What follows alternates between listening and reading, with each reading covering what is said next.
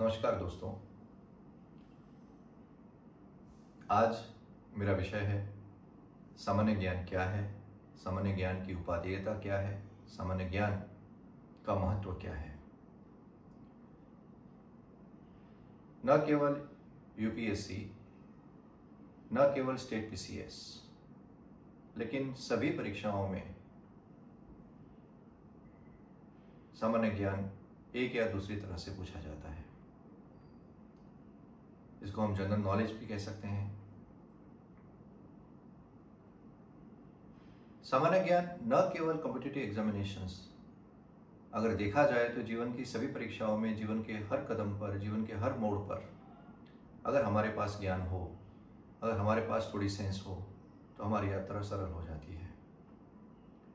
For example, बहुत वर्ष पहले एक मूवी थी जिसका नाम था slum dog millionaire. Slum dog millionaire ये कोई कॉम्पिटिटिव एग्जामिनेशन के बारे में मूवी नहीं है। इसमें जो प्रोटैगनिस्ट है वो किसी एक प्लेटफॉर्म में जाता है, एक रियलिटी शो में जाता है, और रियलिटी शो में उसको अलग अलग तरह के क्वेश्चंस पूछे जाते हैं जो मोर और लेस जनरल नॉलेज प्रकार के होते हैं। उसने अपने जीवन में जो देखा, जो सीखा, जो सुना, उस हिसाब से जो प्रोटैगनिस्ट है, जो उसका नायक है, वो जवाब देता है और ये स्पर्धा, ये कंपटीशन जीत जाता है। एक नागरिक के रूप में हमारे मौलिक अधिकार होते हैं, हमारे मौलिक कर्तव्य भी होते हैं। कोई महिला है, अगर महिला को उसके अधिकार के बारे में पता हो, कोई वर्कर है, अगर उसको अपने अधिकार के बारे में पता हो, कोई कॉलेज गोइंग स्टूडेंट है, अगर उसको अपने अधिकार के बारे में पता हो, तो बहुत सारी समस्याएं, बहुत सारी ऐसी बातें जिसकी वजह से आमतौर पर जो समस्या उत्पन्न होती है वो ना हो। काफी बार क्या होता है कि हमारे पास ज्ञान नहीं होता, हमारे पास अवेयरनेस नहीं होती, और इसकी वजह से हम समस्याओं का सामना करते हैं। जैसे कि अभी एक आजकल बहुत एक विषय चल रहा है, डिजिटल अरेस्ट। कोई फोन आता है, कोई आपको फोन करके अपना परिचय देता है, हमें पता नहीं है कि इस तरह से नहीं हो सकता, इसलिए हम बातों में आ जाते हैं, फंस जाते हैं, हमारे पैसे चले जाते हैं। साइबर क्राइम का शिकार एक या दूसरी तरह से लोग हो जाते हैं। काफी बार ऐसा होता है कि कोई बुजुर्ग है, 70 ईयर ओल्ड, जिंदगी में कभी भी पुलिस स्टेशन नहीं देखा, उसको कभी किसी काम की वजह से, हो सकता है बहुत सामान्य काम हो सकता है, पासपोर्ट का ही काम हो, पुलिस स्टेशन से फोन आता है, पहला प्रतिभा होता है वो घबरा जाता है, क्योंकि उसको पता नहीं है कि पुलिस स्टेशन में कब जाना होता है, कब नहीं जाना होता, पुलिस स्टेशन से किस वजह से फोन आ सकता है। और फोन आना यानी अपने आप में बहुत बड़ा गुनाह हो गया, ऐसा नहीं होता। लेकिन क्योंकि हमें ज्ञान नहीं है, हमें पता नहीं है, हमारे पास नॉलेज नहीं है, हमारे पास अवेयरनेस नहीं है, और इसकी वजह से हम परेशान होते हैं। तो जीवन के लिए भी जरूरी है, परीक्षाओं के लिए तो अत्यधिक जरूरी है। सामान्य ज्ञान का ये महत्व है, ये उपादेयता है। तो सामान्य ज्ञान क्या है, इसको हम समझें। इसको दो तरह से लें। We are human beings, we are citizens. एक व्यक्ति के रूप में और एक नागरिक के रूप में सोचने की कोशिश करें। हम व्यक्ति हैं, हम ह्यूमन बीइंग हैं, हमारा इतिहास है, हम जहां खड़े हैं, जहां हम रहते हैं, वह भूगोल है। हमारे आसपास अभी जो हवा है वो पर्यावरण है। हमारे आसपास एक अर्थव्यवस्था है जिसके साथ हम बंधे हुए हैं। मैं बोल रहा हूं, आप सुन रहे हैं, आप किसी माध्यम से सुन रहे हैं, मैं किसी माध्यम से बोल रहा हूं। ये विज्ञान है। यानी ज्ञान जो है वो बिखरा हुआ है हमारे आसपास। हमें केवल एक नजरिया, एक दृष्टिकोण डेवलप करने की आवश्यकता है। इसके बारे में मैं बोलूंगा, लेकिन सार जो है ये इतना है कि सामान्य ज्ञान जो है वो कोई डिवाइन नॉलेज नहीं है। यह कोई ऊपर से, मतलब कोई अवकाशी कोई नॉलेज नहीं है कि जिसके बारे में बहुत सारी मेहनत करनी पड़े, या जिसकी जो मतलब एक आम आदमी नहीं पढ़ सकता। दरअसल ज्ञान, सामान्य ज्ञान और सामान्य बुद्धि, कॉमन सेंस, अगर इसका किसी व्यक्ति में कॉम्बिनेशन है तो ये अपने आप में एक बहुत जबरदस्त कॉम्बिनेशन है। किसी ने कहा है कि common sense is very uncommon. Common sense हो बहुत बड़ी बात है, बहुत बड़ी अचीवमेंट है।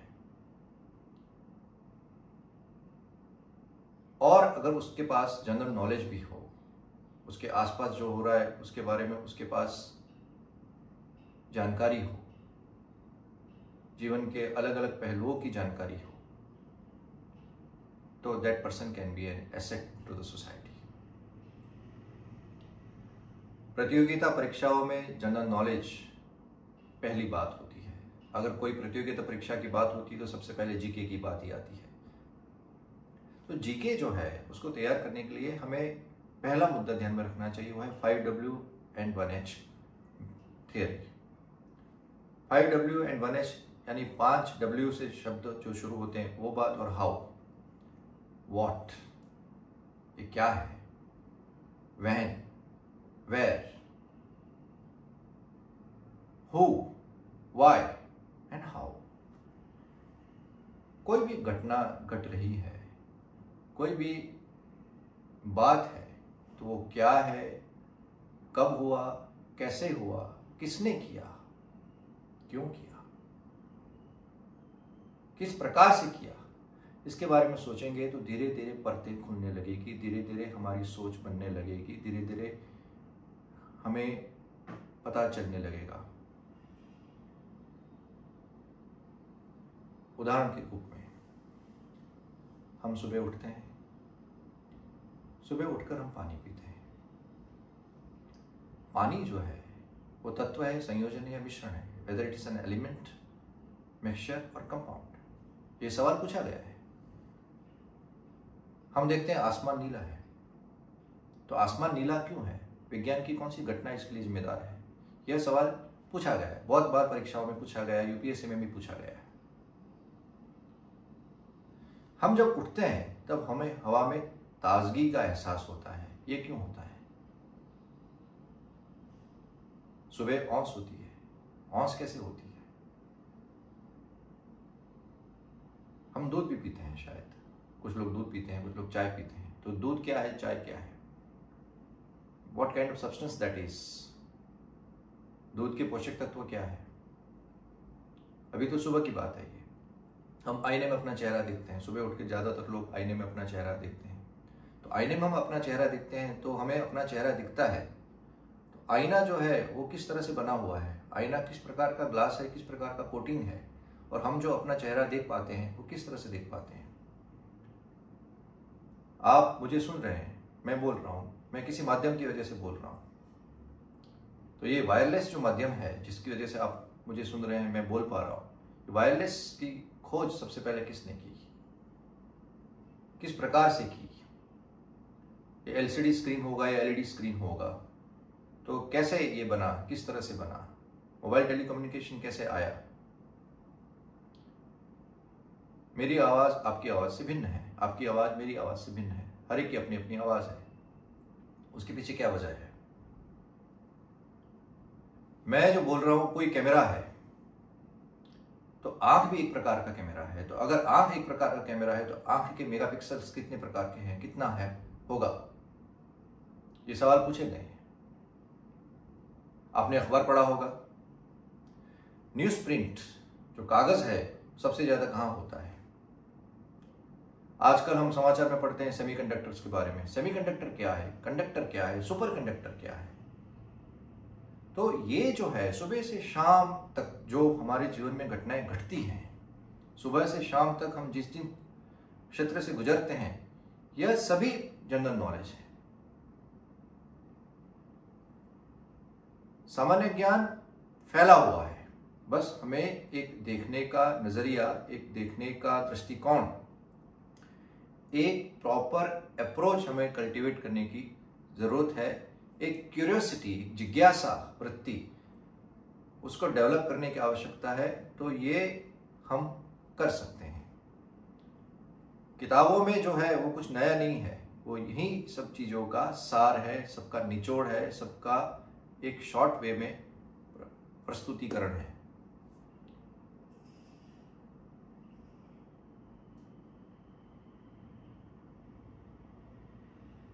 सामान्य ज्ञान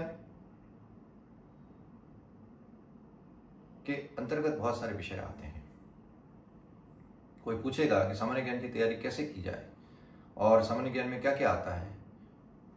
मेरा मानना है, जो मैंने पढ़ा है, मैंने देखा है, सामान्य ज्ञान में अधिकतर 10 विषय होते हैं। सामान्य ज्ञान के अंतर्गत there are 10 subjects, different subjects. Constitution, संविधान एक विषय हो गया, we call it polity also.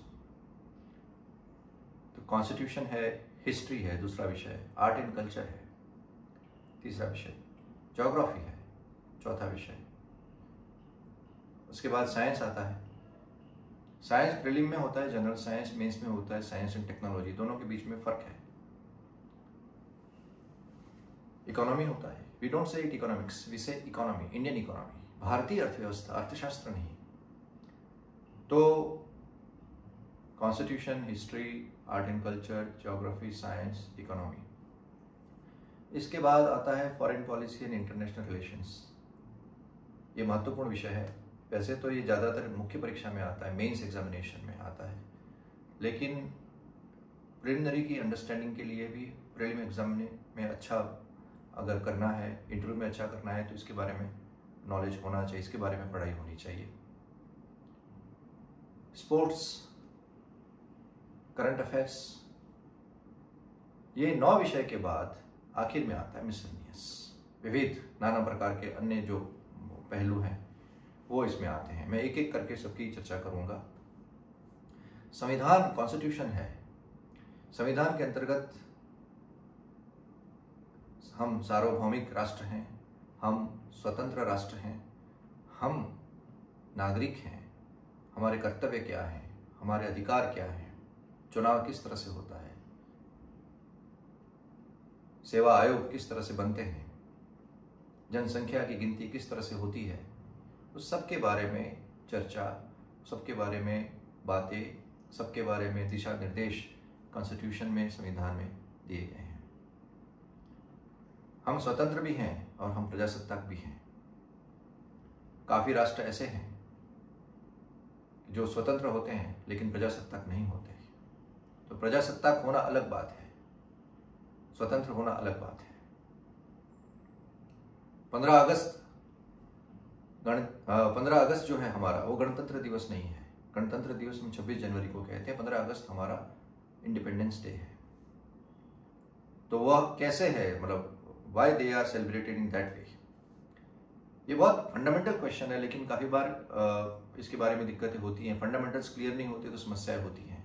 तो ये कॉन्स्टिट्यूशन हो गया। इतिहास, मोहनजोदड़ो से लेकर अभी तक और उससे भी पहले का इतिहास है। आधुनिक भारत का इतिहास, मध्यकालीन भारत का इतिहास, प्राचीन काल, उससे भी पहले का इतिहास, उसके भी पहले की बातें, ये सब इतिहास में आ जाता है। इतिहास के मोड़, इतिहास के प्रमुख युद्ध, इतिहास के प्रमुख शासक, उनके द्वारा की गई बातें, उनके द्वारा किए गए कुछ संशोधन, कुछ नई बातें, कुछ सुधार, इसके बारे में होता है, पूछा जाता है। आर्ट्स एंड कल्चर, तो हमारे नृत्य, हमारी कलाएं, हमारे त्योहार, हमारी शिल्पकला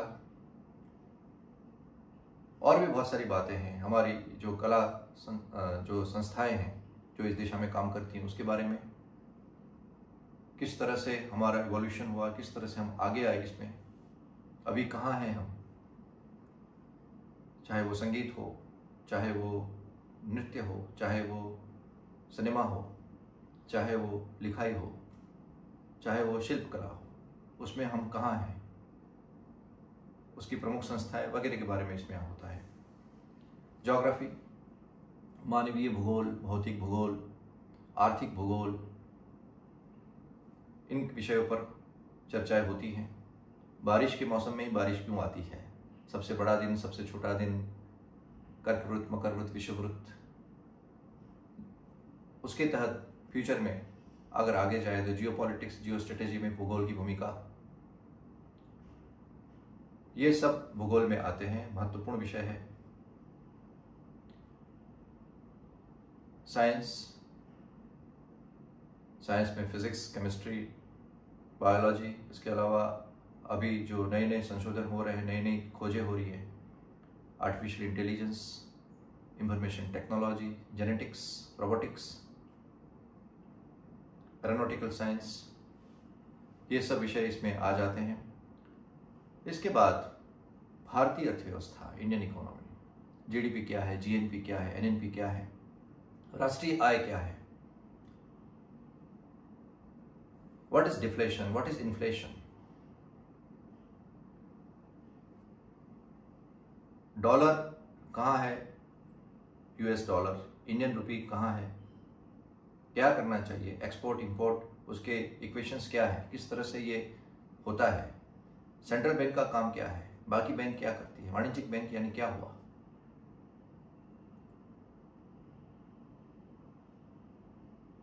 अर्थव्यवस्था में मैन्युफैक्चरिंग सेक्टर, अर्थव्यवस्था में सर्विस सेक्टर, अर्थव्यवस्था में क्वार्टनरी सेक्टर, उसका क्या रोल है, बहुत सारे इसमें है। मतलब मैं तो थोड़ी थोड़ी बातें कर रहा हूँ, जस्ट टचिंग इन लिविंग, लेकिन ये थोड़ा निर्देश आपको दे रहा हूँ।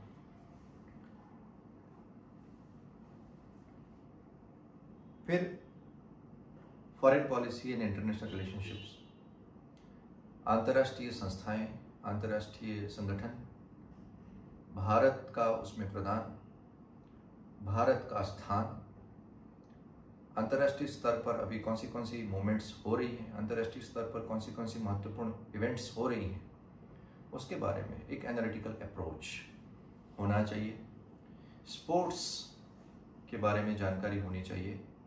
काफ़ी बार हम पढ़ाई में इतने सारे व्यस्त हो जाते हैं कि स्पोर्ट्स में क्या हो रहा है, क्या घटनाएं घट रही हैं, हमें पता नहीं होता, लेकिन स्पोर्ट्स के बारे में भी प्रश्न पूछे जाते हैं।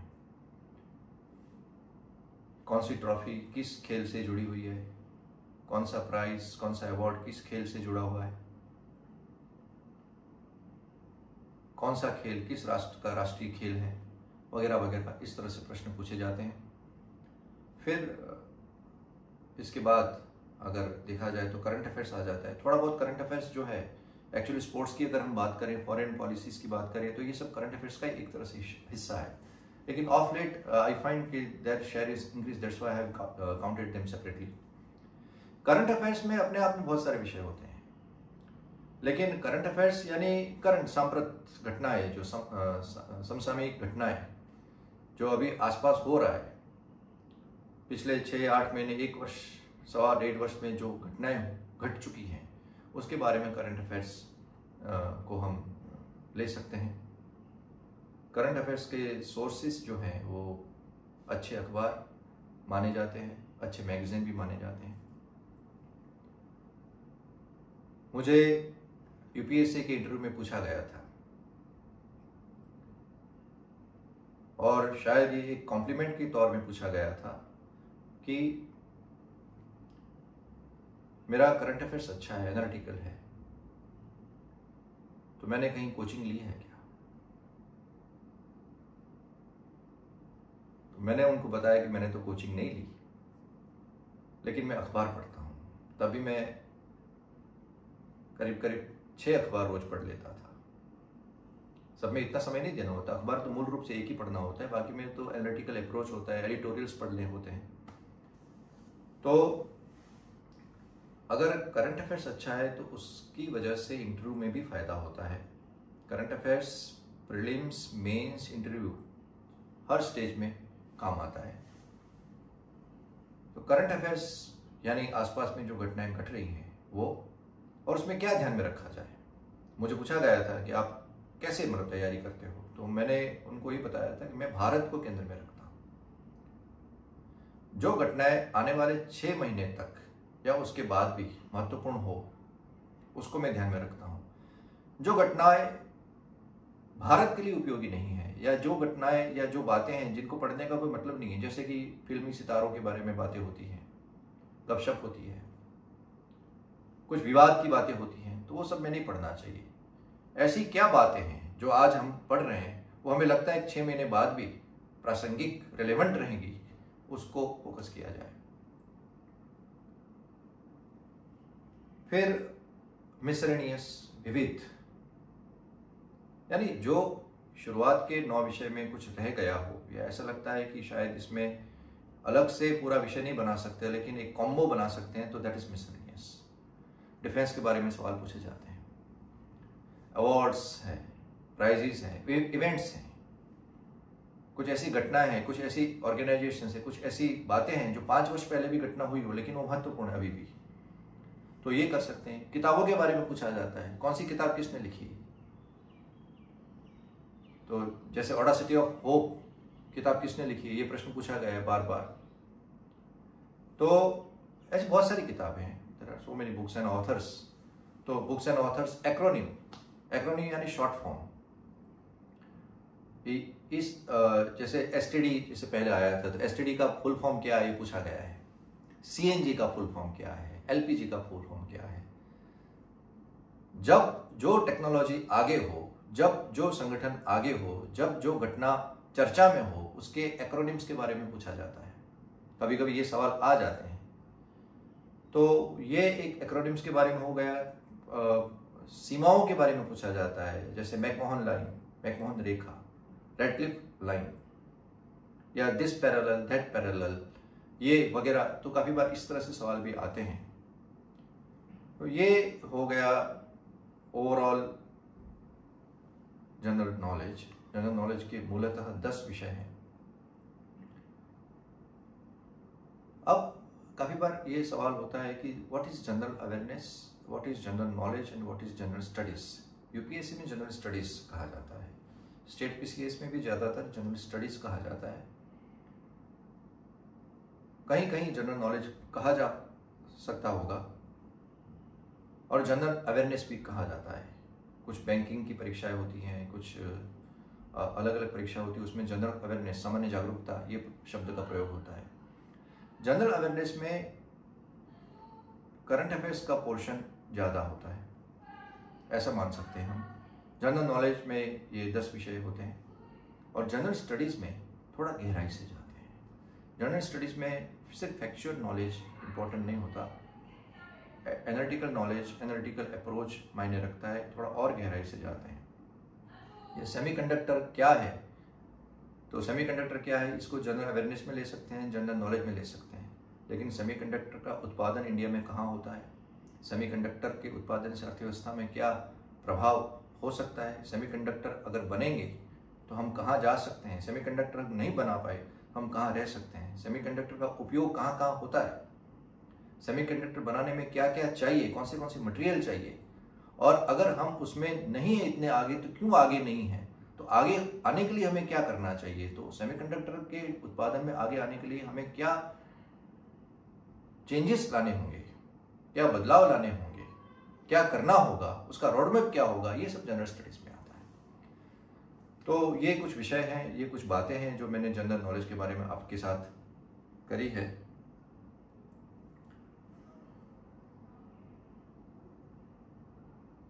जनरल नॉलेज की तैयारी कब करनी चाहिए, ये एक सवाल पूछा जाता है।